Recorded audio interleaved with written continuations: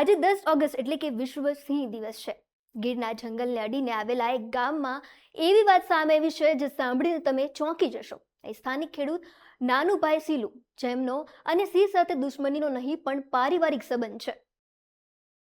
જી હા, અમે વાત કરી રહ્યા છીએ સાવજના પહેલા ઘર સાસણગીરની, જ્યાં સાવજ જેવા ખેડૂતો સિંહ પરિવારો સાથે પરિવારની જેમ રહે છે।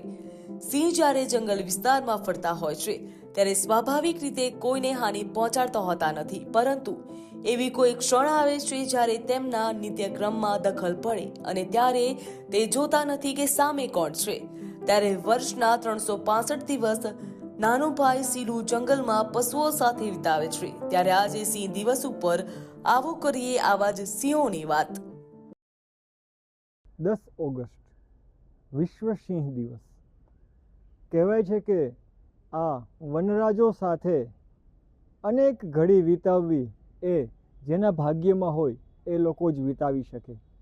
ત્યારે આવા મધ્યગીરની અંદર રહેતા એવા ખેડૂત ભાઈઓ સાથે આપણે જ્યારે મુલાકાત કરવાના છીએ ત્યારે આવો આપણે વાત કરીએ એવા એક ખેડૂત આપણી સાથે જોડાયા છે, જેમનું નામ છે નાનુભાઈ। આવો આપણે વાત કરીએ। નમસ્કાર। નમસ્તે। નમસ્તે। ગ્રોથ ન્યૂઝમાં આપનું સ્વાગત છે। Thank you. આજે વિશ્વ સિંહ દિવસ વારે અને આ સિંહ દિવસના નિમિત્તે એક હાવજ જેવા ખેડૂત સાથે અમે જ્યારે વાત કરવા જઈ રહ્યા છીએ ત્યારે શું કહેશો સિંહની પ્રકૃતિ અને સિંહ માનવ જાત સાથે જે રીતે હળીમળીને રહે છે, તમારી આ વાડી જ્યારે ગીર મધ્યમાં છે, આ વિષય ઉપર શું કહેશો? હા, મારો અનુભવ, હું એક ખેડૂત તરીકે જંગલની બોર્ડર ઉપર મારી વાડી છે અને સાસણથી દેવળિયાની નજીક છે, દાદરેસામાં। અને હું મારી વાડીએ છે ને એકદમ હું ઘણા વર્ષોથી રહું છું અને મને વન્ય પ્રાણીના હંધાઈના અનુભવો છે, પણ એમાં જે સિંહો એ એક માણસના મિત્ર જેવા જ હોય છે અને માણસને જો માણસ આવભાવ એને કરે તો બહુ એને મિત્રતા માટે એ પણ આપણે ઓળખે છે કે આ માણસ આપણે સારું છે, આપણે છે, એટલે એ લોકો ઓલું કરે। પણ મારા અનુભવ પ્રમાણે હું તમને એક વાત કરું કે મારે ત્યાં એક સિંહણ અવારનવાર પાણી પીવા આવતી અને એ પાણી પી અને અહીંયા આજુબાજુમાં આવે અને જ્યારે તરસ લાગે ત્યારે એ ત્યાં આવે છે। પછી એક વખત એ રાતના 5 વાગે બપોરે આવી ત્યારે મને એમ થયું કે આ સિંહણને કંઈક તકલીફ લાગે છે, એટલે પાણી પીને બાજુમાં જઈને મંડી ઓલું કરવા ને એકદમ પછી આખી રાત બરાડા નાખતી હતી। સવારે મેં જોયું તો એણે સિંહણે 2 બચ્ચાનો જન્મ આપ્યો, નાના નાના બચ્ચા। પછી સવારે મેં જોયા, મેં કીધું ઠીક, આ સિંહણને અહીંયા વિહાણે ઓલું બચ્ચા આપ્યા છે।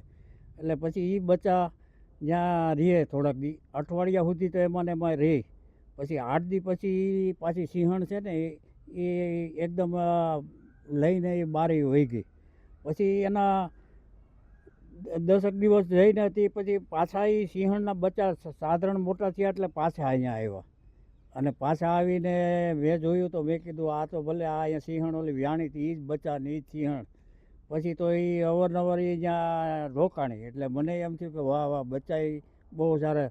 પછી સિંહણને મારે એવું અનુભવ થઈ ગયો કે એ મારાથી કાંઈ બીતી નહીં અને હું એને પાણી પીવાનું સ્વચ્છ પાણી રાખું, સારો કુંડો ભર્યો હતો, આમ મેં બનાવ્યું હતું એટલે એ લોકો પાણી પી જાય। પછી આ સિંહણના બચ્ચાના આન તેને એ છે ને એ ત્યાં રહેવા માંડ્યા। પછી તો એને ભરોસો મારી ઉપર આવ્યો એટલે એ સિંહણના બચ્ચાને મૂકી અને એ બહાર એ ચારો ચરવા વહી જાય, હાંજના આવે। પછી મને સારો વિચાર આવ્યો, મૂકો આ સાંજે આવે સિંહણના બચ્ચાને ઓલું થાય અને બચ્ચા રાડ થતા હોય 4-5 વાગે, એટલે મને એમ થયું કે આ સિંહણના બચ્ચા કંઈક ભૂખ્યા રહેતા હોય છે। અને ત્યારે પછી મેં છે ને 2 લીટર દૂધ લઈ અને 2 વાટકામાં રાખું ને એટલે 2-3 દી ન પીધું, પછી તો માંડ્યા પીવા। પછી તો એ લોકો આવીને મારી રાહ જોતા હોય, આમ જરીક વાટકો મૂકીને જાવ ને તો એ બચ્ચા આવીને મંડાઈ એને દૂધ પીવા, સમજ્યા? એટલે મેં જરૂરથી આ તો એક સિંહણની વાત થઈ, પરંતુ જ્યારે સિંહ આપની વાડીએ એવું કહી શકીએ કે એમનું નિવાસ સ્થાન છે, ત્યારે 365 દિવસ આ સિંહોનો મિજાજ છે એ એક સરખો નથી હોતો.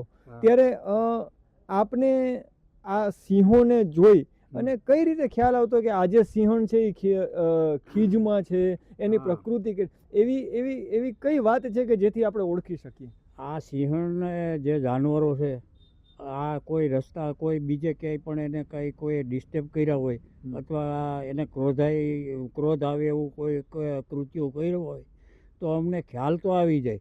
કારણ કે એ અમે ભલે અમારા જાણીતા કાયમ આવતા હોય પણ એના જે છે ને ચહેરા ઉપર અને એની હાલવા ઉપર અને એના પૂંછડા ઉપરથી ખબર પડી જાય કે આ જે આ સિંહ છે એ આ એકદમ છે ને ખીજમાં છે. એટલે અમે છે ને એને ઓળખી તો જઈ. એટલે સામાન્ય સ્થિતિ અને જ્યારે ખીજમાં હોય ત્યારે પૂંછડું એ કઈ રીતે કરતું હોય છે એ વાત આપણે જણાવીએ. હા, જ્યારે એ ખીજમાં હોય ને ત્યારે એકદમ આપણને સામેથી આપણને જોઈ જાય તો એ સેદ ડારા કરવા માંડે, બોલવા માંડે. અને બીજા નંબરમાં છે ને એનું પૂંછડું છે ને એકદમ ઓલું કરે એટલે આપણને ખબર પડી જાય કે આ ગમે એ કંઈક ખીજમાં છે એમ. અને બાકી તો તમે એવું હાવ શાંત હોય ને તો કંઈ ન કરે, ન બોલે, આમ હામાં ઊભા રહીને એકદમ ઓલું કરતો હોય પણ ખ્યાલ આવી જાય ખરો અમને.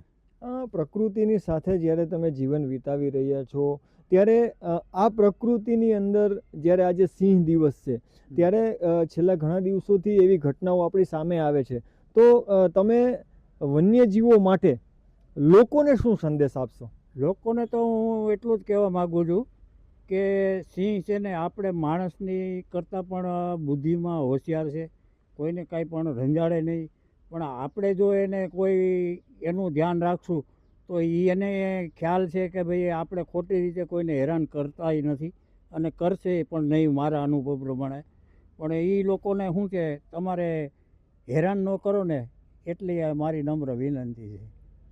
જરૂરથી એક સિંહ દિવસ જ્યારે આજે આપણે ઉજવી રહ્યા છીએ ત્યારે સિંહની વધતી જતી જે સંખ્યા છે એ મુજબ એવું પણ થયું છે કે એ શહેરની બહાર પણ નીકળ્યા છે, એટલે શહેર તરફ પ્રયાણ કરે છે.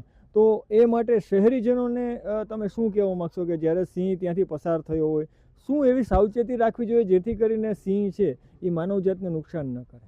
આ સિંહો છે એ જંગલમાં તો હોય છતાં પણ એ બારા પણ ક્યારેક નીકળી આવે છે. ક્યારેક એને મચ્છરને કોઈ આ તે એને ખુલ્લા વાતાવરણમાં જવા માટે એ બહાર પણ આવ્યા છે. અરે જ્યારે બારે આવે છે ત્યારે લોકો એને જોવા માટે એકદમ ટોળા ભેગા થાય છે, વાહનો સાથે આવે છે અને એને ઘોંઘાટથી છે ને એને હેરાન કરે છે. અને ખરેખર તો એવું ન હોવું જોઈએ, એવું કરાય નહીં. પણ અને બાકી તમે એને આમ જોઈને તમે એકદમ માણસો ટોળા થઈ અને ક્યારેક એને હેરાન કરવાની વૃત્તિ કરે છે, એ ખરેખર એનાથી એ સંસેળાય છે અને એનાથી ઓલું આવા બનાવો બને ખરા.